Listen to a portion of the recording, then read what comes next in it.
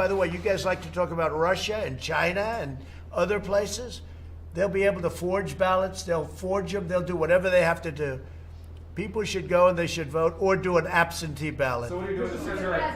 So to secure it, Say it. The military predominantly votes by mail or absentee. Absentee. And so, You didn't understand me. I said absentee ballots are actually a very good thing. Absentee ballots are secure and they're very good. But universal mail-in are a disaster. You're going to see an election that, and we're going to do very well in the election. Nobody wants that date more than me. I wish we'd move it up, okay? Move it up.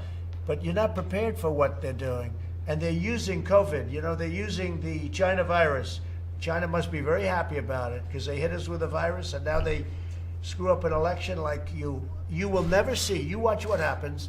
I don't think you'll ever give me any statement. I guess Trump was right, but the people know I'm right. Watch what happens. New York City has a little election. We just talked.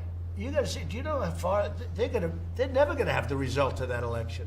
Never the correct result. They'll probably announce something at some point. But when did that take place? Like 5-6 weeks ago.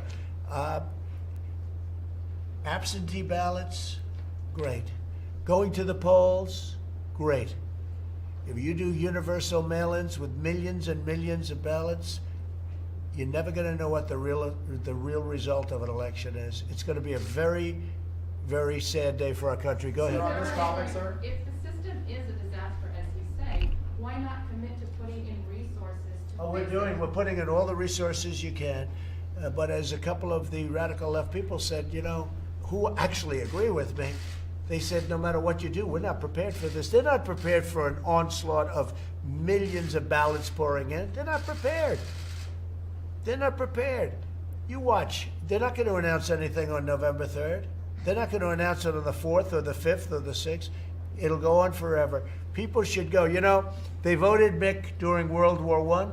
They voted during World War II. They went to the polls. They voted.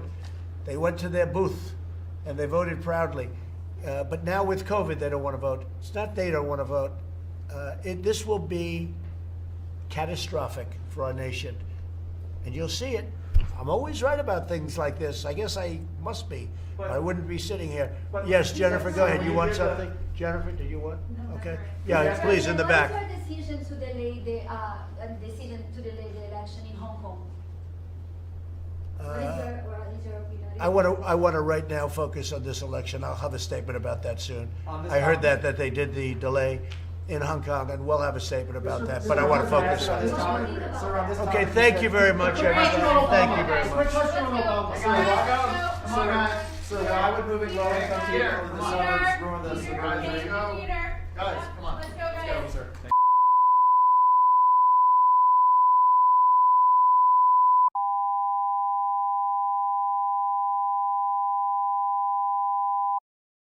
Gives me the advice, and I was very honored to receive the endorsement.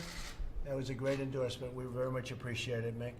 The entire leadership team is here today, representing large portions. What would you say the percentage of police in the country are represented in this room? Big portion. Yes, sir. Yeah, big, very big portion. I appreciate it. Also, I want to thank our Vice President, Mike Pence. He's been very involved in a lot of issues, but this issue is one of his very important ones, I think we can say, Mike, right? Thank you. We're here to discuss the unwavering support of our nation's courageous police officers and our determination to defend the safety of all Americans. I just spoke on Portland. I just spoke with Chad Wolf, who's doing a fantastic job at Homeland. And the courthouse is totally secure. It has been ever since we've been there. We had to move in about a week and a half ago because they were going to take down the federal courthouse. This is not even believable. You know, you tell these stories, it's not even believable. Homeland Security moved a team of very talented people, strong, tough people, and the courthouse has been in very good shape. They're not an offensive team, they're a defensive team. They're not allowed to be offensive, unfortunately. And you had radical anarchists, you had horrible people, you had agitators. There weren't protesters, there might have been protesters, but the ones that were the problem were absolute anarchists and in many cases professionals. So a lot of people have been arrested, and we've told we've told the mayor, we told the governor, you better get in there and do your thing. And they finally, they should have done this 60 days ago. A lot of people have been hurt. A lot of law enforcement people have been hurt. And they should have done this 60 days ago. So now they've freed up the park, cleaned out the park, and they're moving their way. And if they have any other problems, we're going to take very strong offensive force. Nothing started because the federal government was there. In fact, if we weren't there, you would not have a courthouse right now. You know, the media, some of the media, not all of it, but some of it, they are saying that because the federal government walked in, they became worse. No, because the federal government walked in, we saved the U.S. courthouse, the federal courthouse, which is was a magnificent. It will be shortly, but you know, there's graffiti all over it and everything else. That's why we moved in, because the local police were not protecting federal property. So Homeland Security has done a fantastic job. I appreciate it. Chad Wolf and the entire team have been fantastic. And it seems to be cleaning up. And if it doesn't clean up, we're going to do something very, very powerful, because we have no choice. Not that I want to do it. I don't want to do it, but we have no choice. In recent weeks, law enforcement has become the target of a dangerous assault by the radical left. The left-wing extremists have spread mayhem throughout the streets of different cities, in particular Portland. If you look, Portland is one. Seattle certainly would be another. And we were getting ready to go into Seattle. We would have solved that problem very quickly. When they heard that we were going in, they went in. And by that time, the anarchists were exhausted, and they just raised their hand. They were exhausted and tired, and they had a lot of drugs and a lot of alcohol, and they just gave up. They just raised their hands. They were sleeping there long enough. They took over actually a piece of Seattle, if you can believe that, Seattle being a major city. And they took over a piece. So we were ready to go into Seattle. Everyone knows that. We were going to go in with force, and we didn't have to, because the day before we were going in, and we let them know, the day before we were going in, this is what happens. They went in, and the anarchists and agitators gave up, and they gave it back. Joe Biden's pledge to cut police funding. You do know about that, Mick, I assume, right? You've heard that little rumor? This guy has been dragged so far left. Biden has been taken further left than Bernie ever was. Bernie was never this. I mean, totally open borders and the sanctuary city stuff. That he's approving things that Bernie never thought of. It was supposed to be they were going to take him right. They took Biden way left of where Bernie was, because they have the manifesto. I don't know. Have you seen the manifesto they've got? Now I understand they can't get any police in Milwaukee because you're not allowed to use pepper spray or tear gas, because if you have crowds. But I don't think there's any other way other than the obvious way, which would be horrible, and that's shooting itself, which would be horrible. But I don't know how you can control a crowd if if that crowd's anything like what you have at Portland. There's no way you could possibly do it without tear gas and pepper spray. Pat, would you say that's a correct I statement? agree. You have to control the streets. You have to do it fairly, but you have to do it. It's pretty amazing, right? So you have no police that want to go to Portland because they know they can't do their job. You have to give them the equipment to do the job. It's incredible. They're not going to go till Milwaukee. So what's going to happen in Milwaukee, Mick? What do you think? Well, I think that they're going to have the mad exodus that we're seeing in other parts of the country. And it, again, sir, it's the exposure of these men and women who continue to suit up and provide the safety that they took an oath to. And we want to, as an association, but we speak for all law enforcement, and thanking you personally for your executive order, which allowed us to surplus equipment. That equipment is saving our lives, literally, sir, and we thank you. We thank you for all of us. Thank you. Yeah. No, that was very controversial. The previous administration didn't want to do that. We had hundreds of millions of dollars worth of equipment, really good military equipment, good stuff, and a lot of it was protective. It was defensive equipment, where like vehicles that are very strong in terms of defense capability, where you wouldn't get hurt, with the windows are, shatterproof, etc., and bulletproof. And we gave that out to our police departments. It was sitting there gaining dust. That was the only thing it was gaining, was dust. And we gave that out to all of our police departments all over the country. And you have no idea, every time I go someplace, the police thank me for that. This is stuff that was just getting less and less valuable. Much of it was brand new. but getting less and less valuable, sitting in warehouses. Probably the government was paying a lot of rent to the warehouses. And yeah, it's been a great thing. So, as a result of the outrageous attacks on law enforcement, violent crime has surged in certain Democrat-run cities. Many of them. I mean, you look at New York; it's up 348%. Who ever heard of a number like that? Because you have a radical left mayor who doesn't know what he's doing. He doesn't know what he's doing. I don't understand even how the police can allow it to happen. That's the only thing. We talk about that. But you look at Chicago. In Chicago, more than 2,200 people have been shot. Okay, think of that, shot. Now, that's far worse than Afghanistan. We're leaving Afghanistan fairly shortly, but we see things that in Chicago and other places that you don't see in Afghanistan. It's unbelievable. 40% increase from 2019. And the hard thing is that crime is down nationwide. So I'm taking all of these Democrat-run cities, and we're putting them in with the well-run cities and largely Republican well-run cities and states.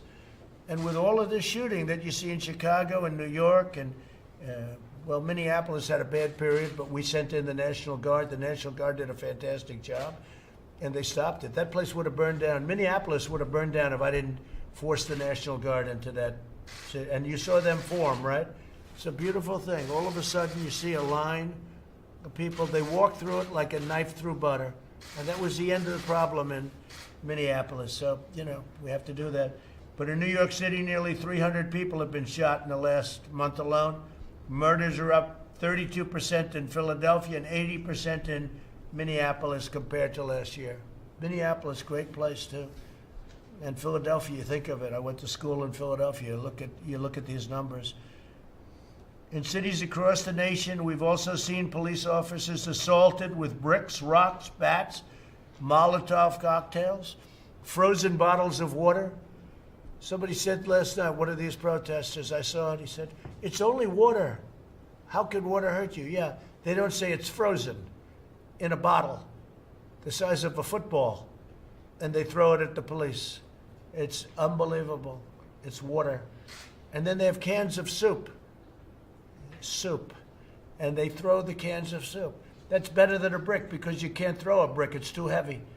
But a can of soup, you can really put some power into that, right? Yes, sir. And then when they get caught, they say, "No, this is soup for my family." They're so innocent. "This is soup for my family." It's incredible. And you have people coming over with bags of soup, big bags of soup, and they lay it on the ground, and the anarchists take it and they start throwing it at our cops, at our police. And if it hits you, that's worse than a brick because it's got force. It's the perfect size. It's like made perfect. And when they get caught, they say, "No, this is just soup for my family." And then the media says, "This is just soup. These people are very, very innocent. They're innocent people. These are just protesters. Isn't it wonderful to allow protesting?" No. And by the way, the media knows it better than we do. They know what's going on. I don't know what's wrong with them. They're doing our country a tremendous disservice, I'll say that. But in cities all across our nation, we've seen our police officers so badly assaulted. In Portland and the other cities, my administration is vigorously defending federal property from anarchists and criminals. We've also launched Operation Legend, surging federal law enforcement to communities plagued by violent crime. And we're willing to help Chicago. We're willing to help New York. We're willing to help Philadelphia, any city you want. But by law, unless we go a special route, which we have the right to do, but it's very rarely done, we have to be asked by the local government, by the mayors and by the governors.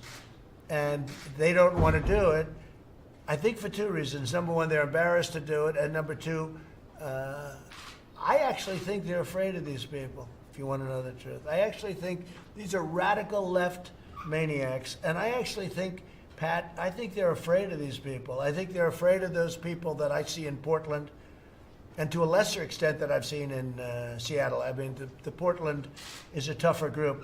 You know, they've been doing that for years to Portland. They've been doing it for years and years to Portland. And the police stepped down, and I don't believe it's the police's fault. They're not allowed to do it. They're good police, but they can do it. Let's see how they do tonight over the last night. It was a big step, but let's see how they do. So it's an honor to have the associations here. We have been with them.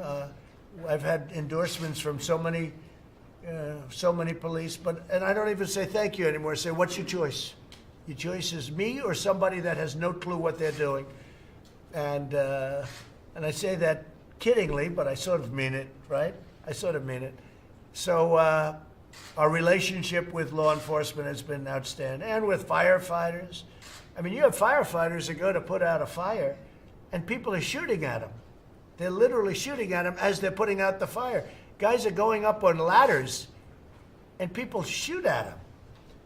But we have great support from firefighters. Usually just the top one or two people don't support us, because they're used to something else. But everybody in there, we have tremendous support from the police, the firefighters, and almost every group of people that are associated with the things that we're doing and doing really well. But I want to thank you all very much from the bottom of my heart. I appreciate those endorsements. We really do. It's really great. And you will never be let down with me. I have tremendous respect for what you do. It's dangerous. It pays not as well as they could do elsewhere. Many of the people, but they're discouraged. Many of the people, they do it, they love it, right? They love it. They would nothing they'd rather do. This is what they want to do. But it's a very dangerous profession. And we are going to toughen it up a lot because the mayors and the governors aren't allowing you to do your job. And you got to be allowed to do your job. When you see the things that we've seen in St. Louis, and by the way, you look at the last administration with Ferguson and all of the problems they've had. I mean, they had some problems that are doozies. People said, oh, the last administration, they had this. That's what started a lot of this. If you look at some of the things that they had, I could name 10 of them right now. But we have to strengthen up because you're being told to do things that can't happen. In Seattle, they're reducing the force by massive numbers. In Portland, they're reducing their force. Can you imagine that? In Portland, they're reducing their force by massive numbers. But then the governor, like in Oregon, the governor said things that are just unbelievable. She doesn't want it to get better. The mayor of Seattle, the things that she said, we're going to have a summer of love. There's something going on that is crazy. Remember this, though, most of our cities are doing really, really well. And despite the pandemic, and we're doing a good job on that, we have vaccines that are really getting close. We have therapeutics that are really getting close. But despite all of that, these cities are doing very well, and law enforcement's at an all-time good. So most of it's good. We only talk about the bad, but most of it's good. Pat, would you like to say something and representing our New York's finest? And we'll go around the room a little bit. We sure do. In our city, we're going through a difficult time. We have a progressive mayor that's anti-police, a city council that's anti-police, and the state house is anti-police. So they're changing the law where it's becoming impossible to do our job. And remember what our job is, to keep folks safe. You do that by helping the good people, going after the bad people. They're stopping us from doing that. So we come down So here. the mayor tells you, you can't do that. You cannot, your job is to keep people safe, right? That's right. So is that a higher calling than listening to a mayor? Well, you know what? They're the boss in our town, so we have to go by the rules they set. The problem is the rules they are setting, the laws they're passing, are making it impossible, because what happens then, we're criminally charged. So we come here today, Mr. President, to ask for help, to have a Do discussion they on what actually we charge need. you criminally? Yeah, they can charge us criminally, yes, sir. It's disgraceful. It's like they reversed the world. It's the upside down world right now. And I have 36 years in the job. I've never seen it this bad, sir. Never been anything like it. Hey, look, I lived in New York, and we never had a problem in New York. New York was, once Rudy did a great job as mayor, in all fairness, because before that, but I think this is worse than the Dinkins era now. How do you compare this to the Dinkins era? It's worse. We had disturbances back during Mayor Dinkins' time, but we had it in one neighborhood, possibly two. We had disturbances recently in 3 boroughs, sir. We have neighborhoods where your father started it's going back to be crime-ridden. Into Manhattan, where you did so much building, it's starting to go back to crime-ridden, where they looted in Midtown. So obviously there's a problem. And with Dinkins, if you go back to that period, everybody respected the police, and the police were allowed to do their job in all fairness. There was never like, we're going to cut our police force. It was always, we're going to get more police, in all fairness. And then Rudy came in and did a great job. So, it's one of those things. I think you have to do what you have to do. I mean, you have to keep people safe. You have to keep people safe. Go ahead, please. Mr. President, it just, the level of attacks that are going at us, going after our qualified immunity, going after our due process rights, it's a complete assault on the people who are paid to protect the citizens. And if we can't do our job, in Massachusetts, they want to file bills that we will not be able to put our hands on somebody unless we're arresting them. So if we're dealing with disorderly people, intoxicated people with mental health issues, trying to get them into an ambulance, get them to a hospital, we could be sued And you can be sued individually or as a force? individually, Mr. So are they President. taking immunity away from They're you? trying very hard, Mr. President. Yeah, that's the next move. They want to take immunity away from police so that if you do what you have to do and you do it right, you can get sued. I mean, the whole thing is just crazy. So you're having a hard time in Massachusetts? Yes, Mr. President. We're working very hard. The unions are sticking together, working very hard, and hopefully we can curb some of this. Is the governor trying to help?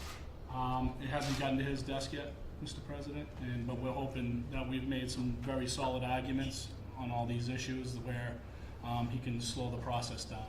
You guys have to stick together. You got to do what you're doing. I mean, you can't let it happen. You know exactly. For instance, when you have a problem in Massachusetts, are you allowed to use pepper spray? Yes, Mr. President. So you are.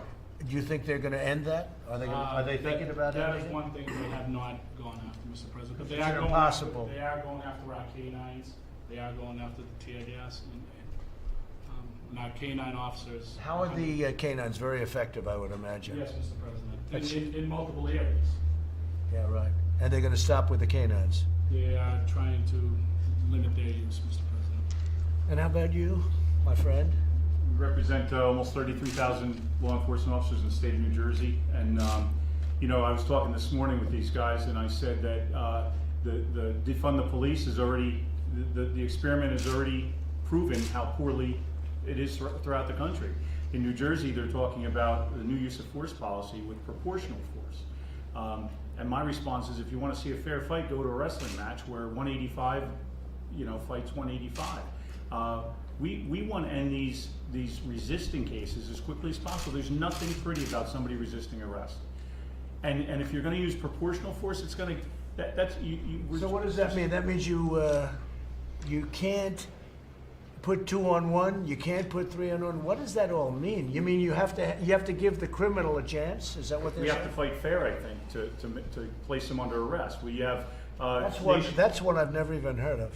Have you heard of that one, John? That's one. but nationwide, it's proportional. It's use of force continuum. You can always extend. You can always go up in one level. And in New Jersey, the discussion now is the proportional use of force, which to me is going to make us look worse on the street. You know what people don't understand is that the people, the voters, are with you guys 100%. I'll bet you if you looked, it would be really, I don't want to say a number because then they'll say, oh, he was wrong on the number. The number is, 2 points lower. It would be tremendously, it's a tremendous number. The people of our country love you guys. The people of our country want protection. They want safety. And what they're doing is they're just stripping, this radical left movement is stripping you of everything. And we're not going to let that happen. How about you? Well, I work for the National Association, so I work for all these gentlemen and all their issues. So you see it all, right? Yes, and I just want to say thank you for giving us a seat at the table. Okay, here's a question for you. So you work for all. What do you think is the worst? Where are they treated the worst? The police. Where are they treated the worst? And where is the biggest onus of problem? In other words, who here at this table, and this is just a small group of what we have, what area is treated the worst? Is it New York? Is it Massachusetts? You just said something. Although what I heard from New Jersey, I'm shocked because I know those great troopers on the highway. They pulled me over on occasion for speeding. No, for speeding. I haven't got one of them recently, but I'd get pulled over and I'd look at those guys. I'd say, that guy, I'm not going to mess with that guy. But who do you think is, what area is treated the worst, meaning they've taken their power away? Well, I don't think there's just one area. We hear from our membership across the country about various attempts to handcuff cops and their ability to do their job. I just think it depends on the area and what policies people are trying to push. I think cops across the country are having a very difficult time doing their job with very little public support. Obviously, the most of Americans. Well, you have really public support, but it's sort of that silent majority that we Yes. talk. But it's not a silent majority, it's a massive majority. It's not anything Right. about, the word majority is not a good enough word. You have tremendous public support. And these people feel they have to do this, the politicians, in order to stay relevant in this far-left movement. John, what would you say about that? Who would you say is treated the worst in terms of areas? I'd say him. New York? Yes. Yeah, listen to the Pat One yesterday. of the worst, Pat. It can't be much worse than that. It's getting worse by the day. Each morning you wake up, first you get a text on the number of shootings and deaths you had the night before. Sir, you remember when you were building in Manhattan and crime was out of control. We're back to 1993 numbers. Who thought we'd be back there? In South Jamaica, the numbers have gone crazy. When we turned the city around, now it's starting to slide back. I'm worried about the slide, sir, but the slide's going to continue. And you could solve that rather quickly if they gave you your power back, right? We've proved it, we've done it, we want to do it Yeah, again. no, it's easy. It's very, I mean, for you guys, that's what you want to do.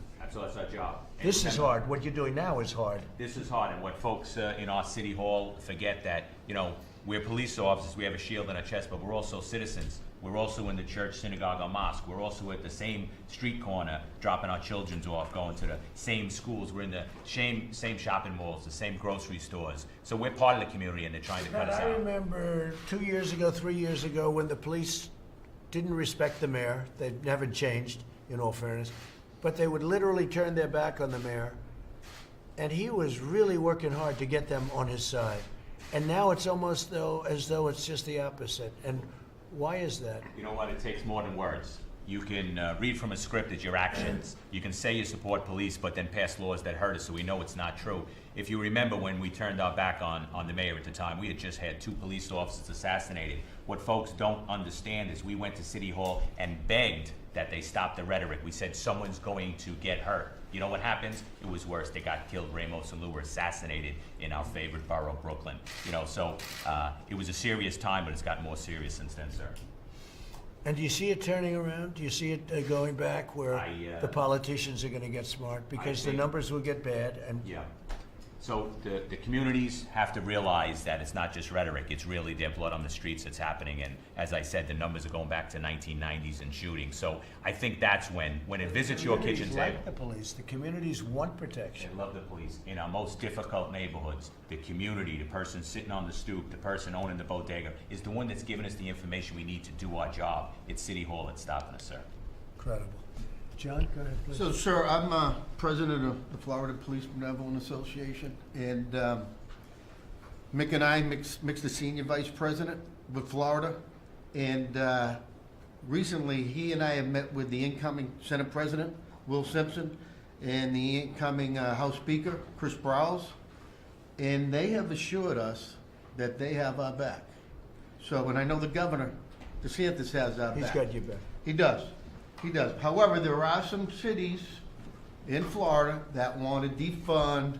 They want to create the civilian review board. So we got to stay on top of it. Yeah. Pat's got a problem, and whatever he needs from us, we got his back. I think the cops in New York have to get tough again. We want to. We have They the gotta skill and get the tough. tools. They got a big voice. You know, you got a lot of people, that's a great force, and they have to get tough again. Absolutely correct. They're gonna have to take it and they're gonna have to, you just said, they have to protect, you're sworn to protect the people. You know, there's a point at which you have to, that's also an order coming down, protect the people.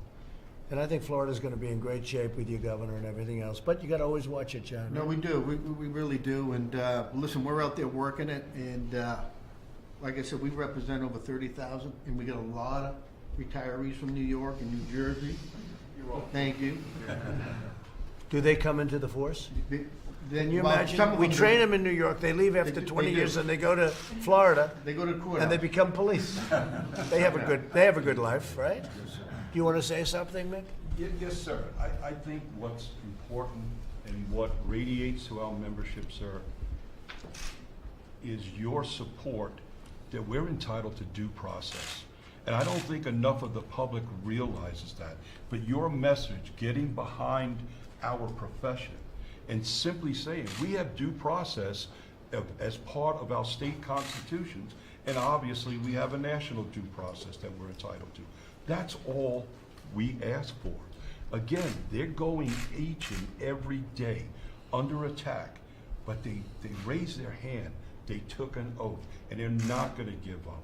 And it's your message, but it's your administration. The Attorney General has been to many of our cities, many of our functions, and he delivers the same message, and it's always from you, sir. We got your back.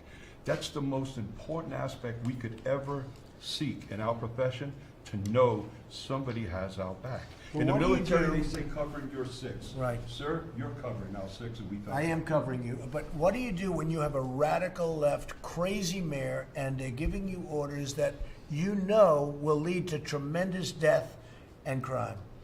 Are you allowed to do your job, or are you gonna have to listen to this crazy man that got appointed? Is there something you can do? Because I'll tell you, if you don't do your job, you're gonna have certain cities in this country that are gonna end up like Portland. The mayor goes into the crowd the other night, and I watched very carefully, and I saw exactly what happened. He was excoriated. They went after him. It was incredible, right? Yes. And shouting at him, resign, get out of here, we don't want you, horrible. And yet I watched on NBC News, Lester Holt, on your news, Peter. If you watch that newscast, it was though it was a big, beautiful thing that he went in with the people. They didn't show the shouting and the get out of here, and they were rough. They would have ripped him apart. Peter, he had 5 bodyguards. 5 bodyguards. If he didn't have those bodyguards, you'd be talking about a funeral right now, because they were looking to do a bad thing on him. And he got out with his life. And yet I watched NBC, I was watching for some reason, NBC Nightly News, not even MSDNC. I'm watching NBC Nightly News, and if you watch that, it looked like he was a man of the people, the mayor. They would have ripped him apart. It just shows you, you need some help from the media. You need a little fair help from the media. What would you say, John? I agree, Mr. President. I'm from New York City also with Patty, and I cover south of 59th Street, Manhattan South. The old show Beretta, if you remember? Yeah. Their theme song was "Don't do the crime if you can't do the time." They're not doing time anymore. And the police want to do their job, and they're out there doing their job. It's not even a revolving door anymore. It's an open door where it comes right back out. The riots, the same people looting, were arrested 3 nights in a row. And they were back out the next day with their teams. The police want to do their jobs. They want to protect the communities. They love their communities. And yet they go after General Flynn, who did nothing wrong. No relation. They go after General Flynn, I know. I was just saying, you look like his brother, maybe a little bit. Slightly different, John. But they'll go after General Flynn and these people Yeah. that did nothing wrong. They desecrated St. Patrick's Cathedral. Whether it's a cathedral, a mosque, a synagogue, there's a gentleman who's paid the Blue Line in Staten Island down the street, and he's getting letters of threat from the city to cease and desist the painting of a line. The buildings all over Manhattan are scribbled with anti-police messages and other things, and nothing happens. But you paint one blue line down the street, and they want to summons you and possibly arrest Good you. point, it's true. It's true. They can do whatever they want. You do one blue line, and they make it like it's a mortal sin, right? Yes, sir. That's terrible. Do you ever think you'd see that? No, sir. And this has been happening now for a long I time. would never thought there'd be torturing police vehicles in Manhattan, lighting them on fire. And you could stop it instantaneously if you had the orders, right? Yes, sir. Instantaneously. I saw that. Jumping on top, hitting them with sledgehammers. And the And the- cops want to stop it. And they do. want to stop it, yeah. They'd stop it very easily. Please, go ahead. Well, greetings from the great state of Texas. Right. I'm the president of the. Well, you're in pretty good shape in Texas, right? Some places. A couple of places are a little shaky, right? I actually serve in the state capital in Austin. Not such a weird place there. The rhetoric that's being pushed by certain segments of the population, they don't understand. Everyone that goes to work and takes a job as a police officer, or the vast majority, are there to make a difference and to protect their communities and to serve.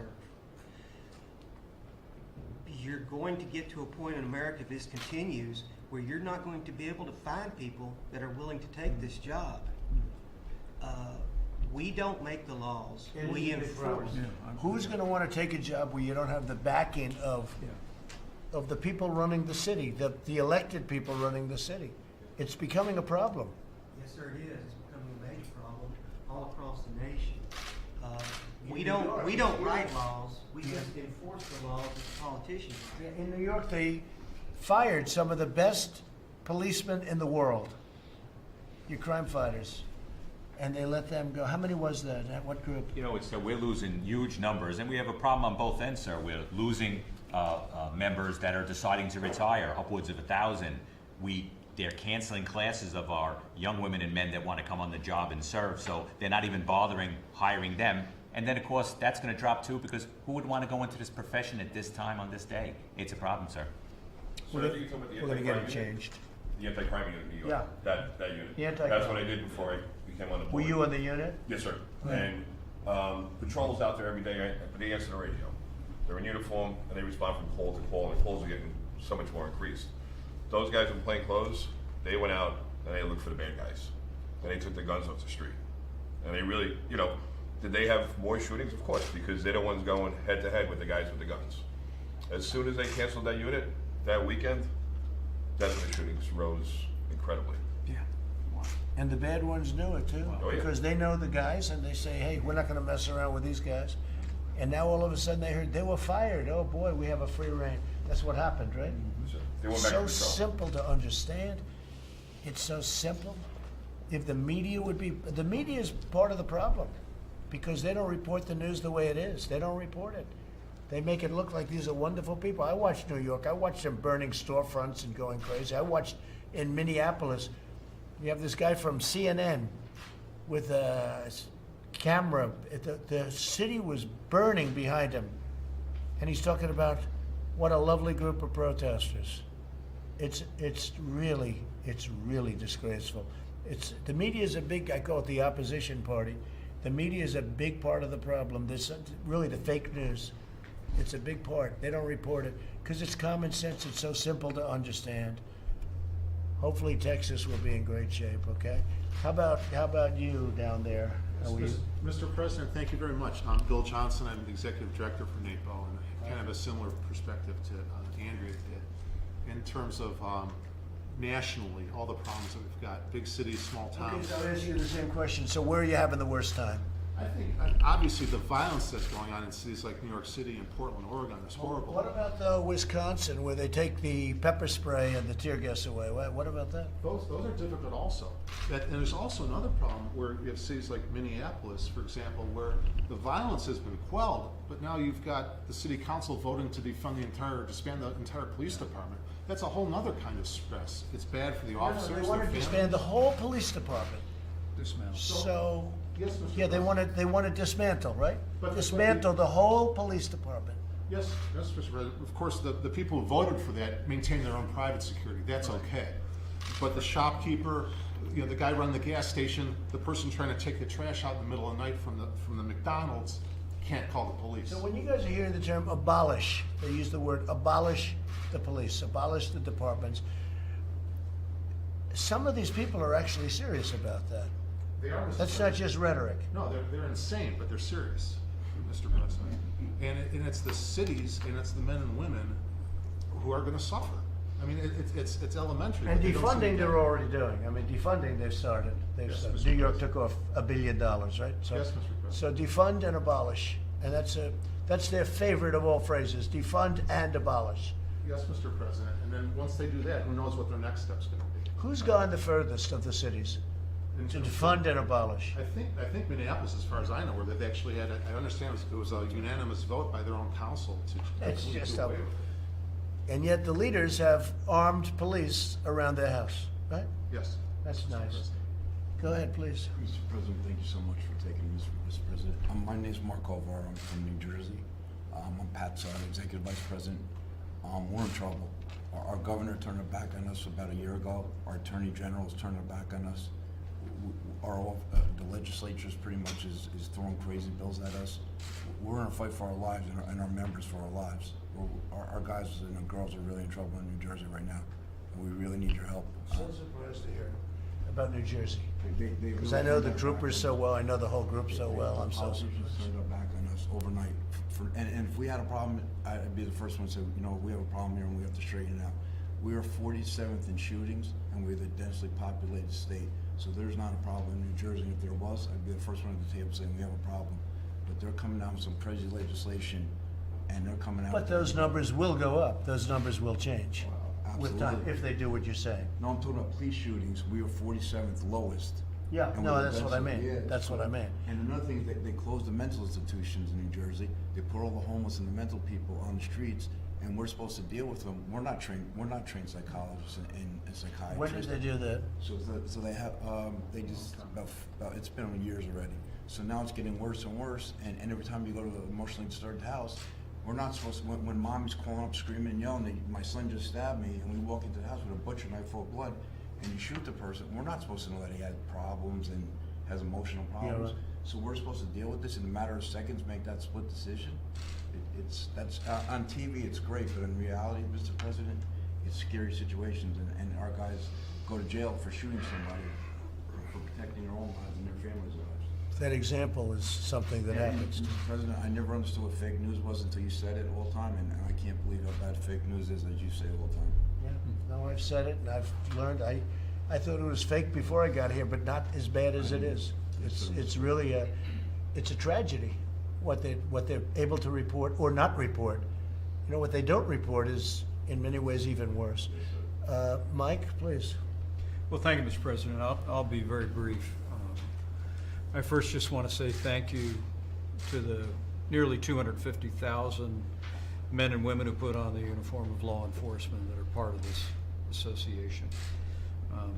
You have a president and a vice president administration who understand men and women who serve in law enforcement have no ordinary jobs. You put on a uniform, you kiss your family goodbye in the morning, and you count our lives more important than your own. So please let them know that all of the passion that they hear from the president and this administration, the support that you have among the American people, which I believe with the president, the overwhelming majority of the American people, comes from a deep gratitude.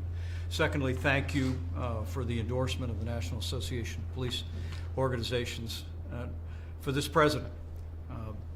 I joined him on this journey 4 years ago.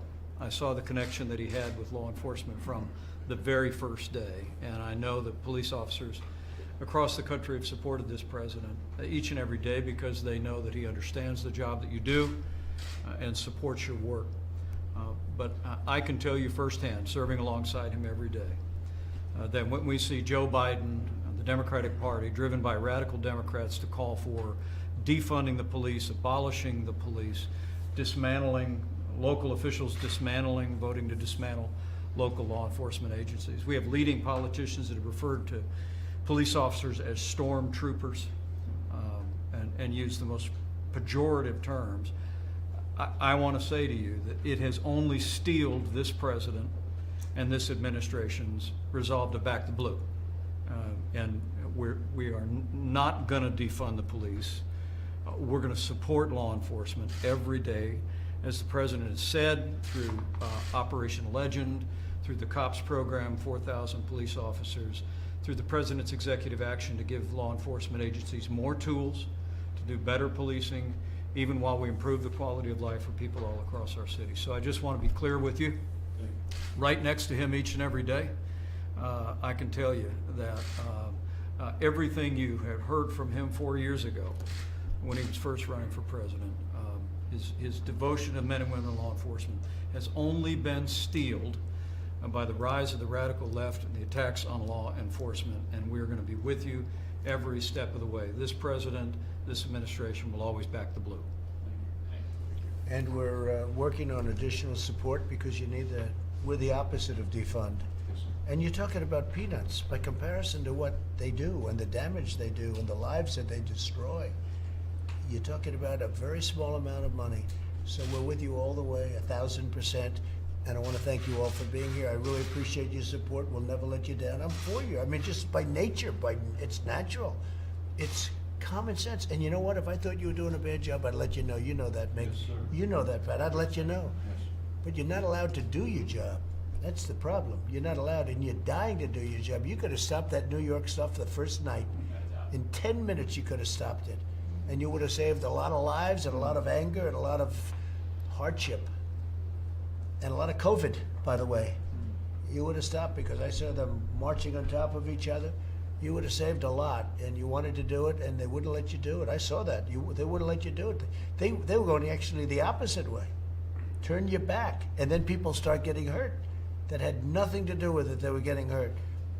They just don't let you do your job. All right. Well, I want to thank Jennifer. Go ahead. Go ahead. On the negotiations with Congress, Yeah. I think the Democrats are hoping to hear directly from you on what you support. Would you be willing to? I think the Democrats don't care about the people of our country.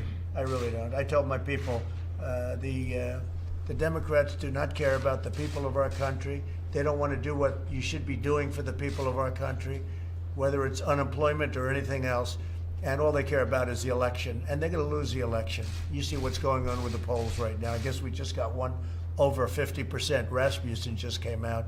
You see what's going on. Because the people get it. The Democrats are playing for November 3rd, and we're playing for the good of the people. It is a disgrace that they're not negotiating. But they're only looking to play a political game. I happen to think it's a bad political game. I think it hurts them. I know Okay. that they look at you and what you say publicly different from what they hear from Venusian and Meadows. Are you willing to spell out exactly what you want right now? They know what I want. And what I want is I want our people to be able to live and live well, because it wasn't their fault that China brought in this pandemic, that China brought in this plague. It's China's fault. You want to know the truth? China should be paying for it. And maybe they will. Maybe they will. You'll watch. You'll watch. What else? Mr. President, if we can ask you specifically, we heard yesterday your frustrations about how long it'll take to count the ballots here. Then why are you spending more energy to get the resources and the funding for the states that they want to be able to secure this election for all Americans? Peter, you know nothing about my energy. Okay, What- you what know are you- nothing what are you about doing specifically? you know nothing about what I'm doing. What are you know? doing? Listen, you know nothing about what I do. The Americans on the So what are you doing? NBC, I just told you about the false report that NBC put out the other night about the mayor of Portland, and this is the kind of stuff you get. You'll see what happens, and it's common sense. Everyone knows mail-in ballots are a disaster. You just have to take a look at the last recent. Take a look at New York City. Look at New York. They're still counting your ballots, Pat. Do you know that? They had a race, a small race by comparison. By comparison, tiny. It's so messed up. They have no idea there are ballots missing. Thousands and thousands of ballots are missing. They think they're going to send hundreds of millions of ballots all over the United States, and it's going to come out. You won't know the election result for weeks, months, maybe years after. Maybe you'll never know the election result, and that's what I'm concerned with. It'll be fixed. It'll be rigged. People ought to get smart. And I just hope our Republican voters, the people that are for you, are going to do what they have to do. Absentee ballots are great, because absentee ballots, you have to go through a process to get them, and it's actually a great thing. Absentee ballots, I'm going to be voting absentee. An absentee ballot is one thing. A universal mail-in ballot is a disaster. These governors are going to send out millions of ballots. They don't even know where they're sending them. I already have friends, they got ballots for a son who died 7 years ago. You don't even want to talk about it. But the media knows this. Actually, the Washington Post wrote a great article, of all groups. A week ago, the Washington Post wrote a great article that this is a disaster. This is going to be the greatest election disaster in history. And by the way, you guys like to talk about Russia and China and other places. They'll be able to forge ballots. They'll forge them. They'll do whatever they have to do. People should go and they should vote, or do an absentee ballot. So what are you doing to secure it? So to secure it there, Richard?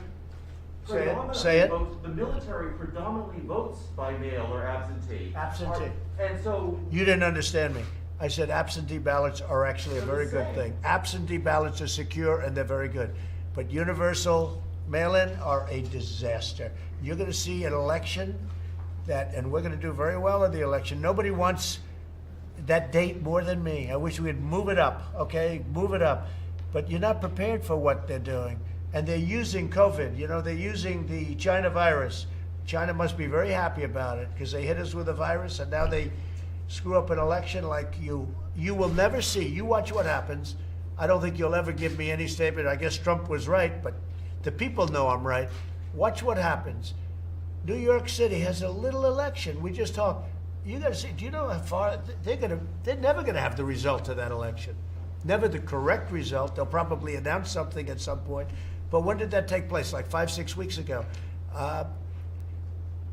Absentee ballots, great. Going to the polls, great.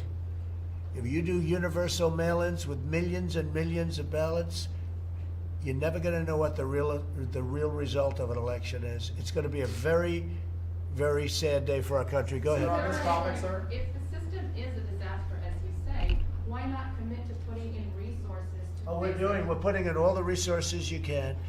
But as a couple of the radical left people said, you know, who actually agree with me, they said, no matter what you do, we're not prepared for this. They're not prepared for an onslaught of millions of ballots pouring in. They're not prepared. They're not prepared. You watch. They're not going to announce anything on November 3rd. They're not going to announce it on the 4th or the 5th or the 6th. It'll go on forever. People should go. You know, they voted Mick during World War I. They voted during World War II. They went to the polls. They voted. They went to their booth, and they voted proudly. But now with COVID, they don't want to vote. It's not they don't want to vote. This will be catastrophic for our nation. And you'll see it. I'm always right about things like this. I guess I must be. But- I wouldn't be sitting here. but- Yes, Jennifer, go ahead. You You want hear the- something? Jennifer, do you want? No, Okay. that's Yeah, Yeah. please, in the back. What is your decision to delay the election in Hong Kong? What is your opinion? I want to right now focus on this election. I'll have a statement about that soon. On this I heard topic- that they did the delay in Hong Kong, and we'll have a statement about Mr. that, but I want to focus on this it. topic- Sir, on this Okay, topic, thank said- you very much, everybody. Thank you very much. Quick question on Obama. Sir,